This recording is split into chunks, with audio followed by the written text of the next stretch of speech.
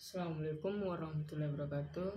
Perkenalkan, nama saya Muhammad Irfan Suwardi, NIM 09 10 58 13 216. Prodi Bisnis Digital. Materi yang saya paparkan yaitu mengenai jenis-jenis sistem informasi. Jenis-jenis sistem informasi itu ada 7. Yang pertama itu sistem informasi manajemen.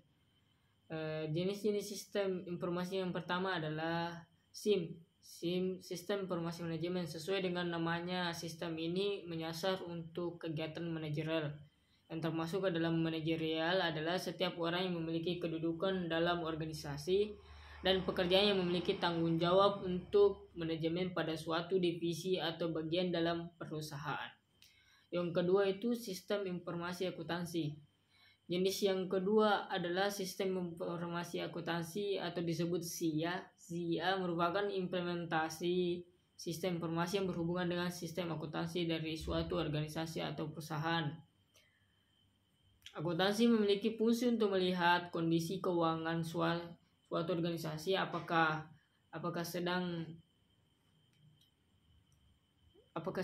surplus atau minus. Dengan adanya sistem informasi akuntansi ini akan membantu tugas seorang akuntan untuk melakukan audit kondisi keuangan perusahaan, menampilkan data-data pemasukan dan pengeluaran, melihat keuntungan dan kerugian bisnis, merapikan pencatatan, pelaporan keuangan, dan masih banyak lainnya.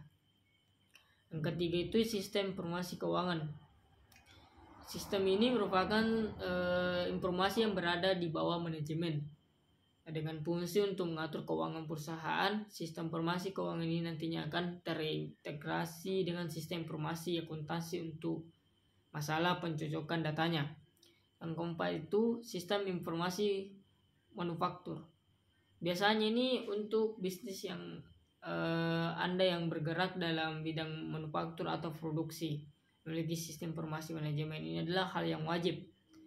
Yang kelima itu sistem informasi SDM atau sumber daya manusia.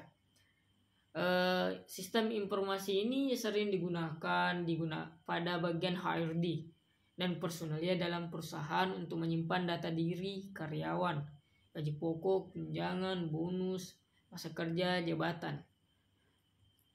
Yang keenam itu sistem informasi pemasaran. Sistem ini sangat penting bagi divisi pemasaran dalam perusahaan. Dengan sistem pemasaran ini akan membantu dalam proses pencatatan dan memberikan segala informasi mengenai penjualan yang telah dilakukan dari perusahaan. Yang terakhir itu sistem informasi eksekutif. Nah, yang terakhir ini adalah sistem informasi eksekutif.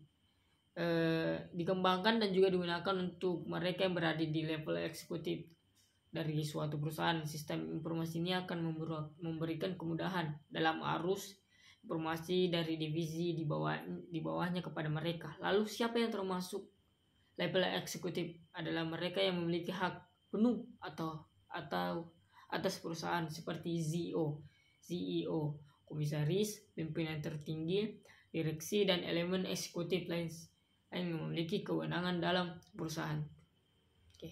Cukup dari jenis-jenis yang ada di sistem informasi. Saya akhiri. Wassalamualaikum warahmatullahi wabarakatuh.